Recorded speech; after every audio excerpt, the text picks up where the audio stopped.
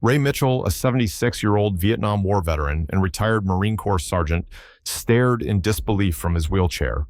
It had taken all of his morning strength to wheel himself 2 blocks from his tiny apartment to the city hall steps just to hold that flag high in silent protest. Now it lay crushed under the boot of a security officer half his age who sneered as if Ray's sacrifice meant nothing. "This isn't your battlefield anymore, old man," the officer muttered, grabbing Ray's lapel. "Time to pack it up." But Ray didn't move. His hands clutched the worn wooden pole like it was a rifle from Khe-Sanh. His jaw clenched, his eyes locked on the flag. "I bled for that flag," Ray said calmly. "You don't get to toss it in the dirt." It all started that morning when Ray had rolled up to City Hall to join a peaceful veterans protest, an assembly of older vets objecting to recent cuts in state benefits. He'd worn his faded dress blues, his chest heavy with ribbons that most people no longer recognized. But Ray didn't come for recognition. He came to remind his city that service shouldn't be forgotten the moment the uniform comes off. That's when the trouble started. A younger security guard, Officer Travis Dade, claimed the protest didn't have proper permits. He ordered everyone to disperse.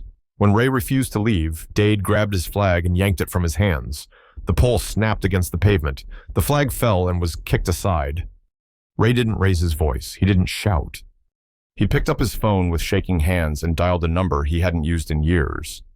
"Colonel," he said when the voice answered, "it's Ray. I've got a situation downtown. They just kicked my flag into the dirt." There was a pause. Then a voice cold and familiar replied, "Say no more. Sit tight. We're coming." Ray ended the call, his thumb trembling as it hovered over the screen. He didn't have to say anything else. The voice on the other end belonged to Colonel Everett Mason, his old commanding officer from the 3rd Marine Division.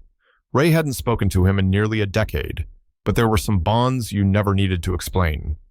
A crowd had started to gather. Some passersby looked on with confusion. A few younger folks had their phones out, filming murmuring as they saw the disabled veteran sitting firm, the broken flagpole resting across his lap. Officer Dade, pacing now, seemed uneasy with the attention. He pointed to Ray's chair. "I said move," he barked, voice sharper now, eyes flickering toward the cell phones aimed his way. Ray didn't flinch. He simply raised what was left of the flagpole and held it up again, half-mast, now his arms shaking but steady. "I'm not blocking traffic. I'm not raising hell," he said. "I'm just holding my ground. Something I was trained to do." And then it happened. 10 minutes after the call, the sound of polished boots hitting pavement echoed from around the corner. A convoy of black SUVs pulled up, military plates glinting in the sunlight. The back door swung open before the engines even stopped. Out stepped Marines. Not just any Marines, men and women in full-dress blues, led by Colonel Everett Mason himself, still straight-backed at 74 silver hair beneath his white service cap, his medals catching the morning light like fire. Officer Dade took a step back as the Marines advanced not aggressively, but with purpose. They formed 2 lines and marched silently toward Ray. The crowd parted. Phones rose higher. Colonel Mason stopped before the broken flag and bent slowly to retrieve it. He brushed the dirt from its stars and stripes with a gloved hand, then turned to the officer. "You took this from a Marine," Mason said, his voice low but resonating with decades of command, "and you threw it in the dirt." It was an unauthorized protest, Dade snapped, fumbling his words now. He didn't have a permit, he was... "A combat veteran," Mason interrupted, rising to full height. "Who bled so you could wear that badge?" The colonel turned, stepped to Ray's chair, and saluted. "Sergeant Mitchell," he said loud enough for everyone to hear, "you are not alone." Ray, still holding the snapped pole, blinked hard, his jaw tight. "Always figured the Corps might forget an old cripple," he whispered. "Never," Mason replied. "Not on my watch." The crowd was silent. Someone lowered their phone, hand trembling. A child whispered to his father, "Is he a hero?" "No," the father said, eyes damp. "He's something rarer. He's faithful." The air stood still for a moment, thick with something heavier than heat. Reverence. The kind of silence that follows a funeral rifle volley or the playing of taps. The Marines remained locked in formation behind Colonel Everett Mason, their boots perfectly aligned, their gazes steady and forward. Officer Dade took one more step back. He opened his mouth as if to speak again, perhaps to reassert control, perhaps to defend what was now indefensible, but no sound came out. Instead, he turned toward his cruiser and quietly spoke into the radio clipped to his shoulder. His posture had changed, no longer swaggering, no longer in command. Colonel Mason, still at Ray's side, motioned to the Marines behind him. Two stepped forward and without a word removed an American flag from a leather case. With practiced precision, they unfolded it, raising it high above the broken flagpole that lay across Ray's lap. "I believe this belongs here," Mason said, nodding toward the flag. One Marine took hold of the snapped pole, cradling it with the same care he might handle a fallen comrade. The other slid the new flag into Ray's grip. His hands, stiff from old injuries, trembled slightly as he held it close to his chest. Across the street, a local news van had arrived. A reporter jumped out, adjusting her mic, scrambling to catch the unfolding scene. "Sir," she called out to Mason, "what's happening here?" The colonel turned without hesitation. "What's happening," he said firmly, "is that a veteran stood his ground, and the Corps stood with him." Ray lifted the flag slowly, his arms weak, but guided by a strength that no wound could erase. The Marines saluted again in perfect unison. That was the moment the crowd began to clap. Not loud at first, just one or two sets of hands, then a ripple spreading down the sidewalk across the lot, echoing from doorways and storefronts. Strangers with tears in their eyes, veterans with medals pinned to denim jackets, young kids placing hands over hearts, watching something they'd never forget. Officer Dade didn't speak again. By the time his supervisor arrived, drawn by dozens of phone calls, viral video clips, and the growing presence of media, he had already returned to his squad car, face pale and fists clenched on the steering wheel. Lieutenant Grace Halbrook, a 10-year veteran of the force, and herself a former Army MP, approached Ray directly. She had seen the footage on her phone before arriving and didn't wait for an explanation. She looked him in the eye and said, "Sergeant Mitchell, I'm sorry. You were wrong today." Ray nodded once. His voice was tired, but clear. "I didn't ask for trouble." "No, sir," she said. "You asked for respect, and that's what you'll get." By that afternoon, the story had gone national. The headline blazed across screens from coast to coast. "Veteran with broken flag. Denied his dignity."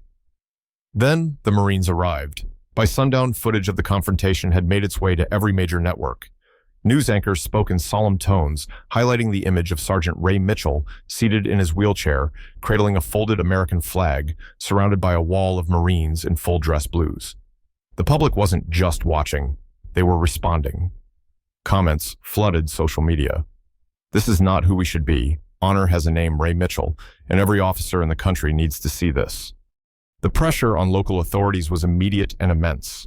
Phoenix's mayor, already alerted by her staff, issued a formal statement that night, promising a full review of the incident and calling Ray's treatment an affront to every American who has worn the uniform. But it wasn't just words. Behind the scenes, phone calls were made, some from Capitol Hill, some from veterans organizations, and some from within the Phoenix Police Department itself. Officer Dade was placed on immediate administrative leave pending an internal affairs investigation. His history came under the microscope: previous complaints, a pattern of excessive use of force, and reports of dismissive behavior toward individuals with disabilities. Within 72 hours, the department's review board had enough to act. He was officially terminated, and a formal apology was issued not just to Ray, but to the entire veteran community. At the same time, Chief Maria Torres herself, a former Marine Corps logistics officer, stood before cameras during a press conference outside City Hall. "We failed a hero," she said plainly. "We will not do so again. Starting today, every officer under my command will undergo mandatory veteran sensitivity training, and Sergeant Ray Mitchell has agreed to serve as our lead consultant." Ray hadn't agreed easily. When first approached by the department, he was hesitant. "I didn't want to be anyone's symbol," he said. But after a long call with Colonel Mason and a visit from two Gold Star mothers who had watched the footage in tears, he reconsidered. "If my story can change how the next veteran is treated," he told the chief, "then I'll do it." The new training protocol, named the Mitchell Standard, launched that fall. Officers sat through simulations, studied real case scenarios, and listened to firsthand stories of wounded veterans navigating daily civilian life. For many, it was the first time they truly understood the emotional weight that service carried long after the uniform was folded away. But change didn't stop at the precinct. State lawmakers introduced the Mitchell Bill, a bipartisan proposal that would require every law enforcement agency in Arizona to include annual training focused on interactions with disabled veterans and service animals. Within weeks, similar proposals appeared in neighboring states inspired by Ray's story and the overwhelming public support behind it. National news coverage reignited conversations about ADA enforcement, respect for veterans, and the role of community in protecting its own. Ray, meanwhile, found himself unexpectedly busy interviews, school visits, town hall panels. His quiet dignity made him a compelling figure. He never shouted, he never blamed, but he always told the truth. "My legs stayed in Iraq," he said in one televised interview, "but my pride came home with me, and no one, no badge, no law, no policy, is going to take that from me." The grocery store where it all happened replaced its broken flagpole with a new one, stronger, taller, and illuminated at night. Beneath it, a bronze plaque was installed in honor of Sergeant Ray Mitchell, a reminder that dignity stands tallest when others try to tear it down. And just as in battle, Ray never stood alone again. 5 years had passed since the incident in that Phoenix parking lot, but Sergeant Ray Mitchell's impact had only grown stronger with time. He never imagined that a humiliating confrontation over a parking space would become the catalyst for national reform, but that's exactly what it became. The Mitchell Standard, now a federally endorsed training module, had been adopted by over 30 police departments across the U.S. It focused on veteran sensitivity, ADA compliance, and the importance of dignity in public service.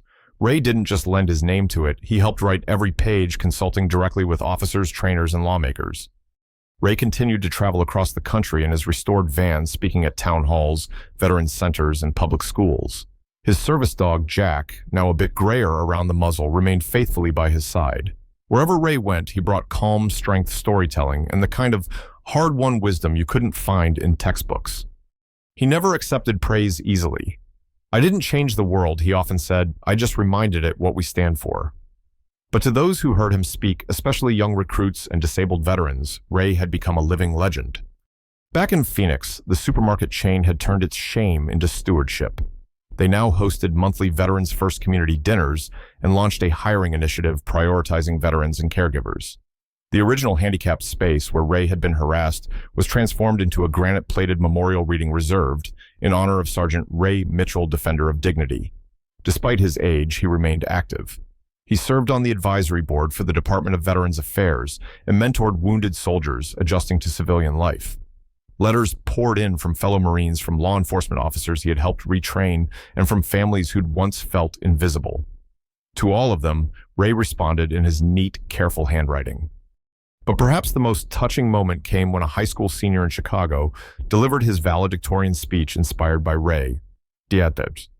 I want to be someone who speaks up," the student said, "because I learned from a Marine in a wheelchair that silence helps no one." Ray watched the clip from his living room, wiping his eyes. That he whispered, "That's worth more than any medal." Ray Mitchell's story teaches us that courage doesn't always roar. It sometimes rolls in on 4 wheels with quiet resolve and an unshakable belief in doing what's right. His fight wasn't on the battlefield this time. It was in a parking lot against ignorance, arrogance, and injustice. And yet he won, not with anger, not with force, but with truth, dignity, and the unbreakable strength of lived experience. Share this story with someone who needs to remember what real courage looks like. Subscribe so we can keep telling the stories that mainstream media too often forgets, stories that show the heart of America still beats strong in its veterans. Because honor isn't just earned, it must be protected. And when one veteran stands tall, even in a wheelchair, it reminds us all to do the same.